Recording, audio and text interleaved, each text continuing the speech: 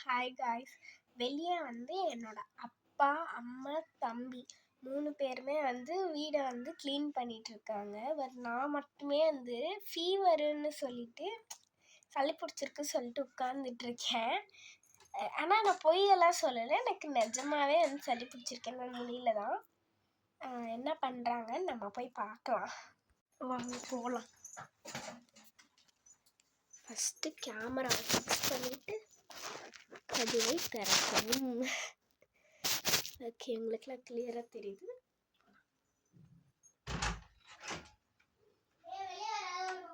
என்ன பண்றீங்க?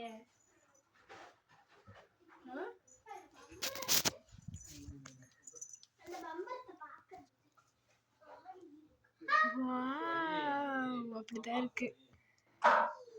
நல்லா க்ளீன் பண்ணி வச்சிருக்கேன்.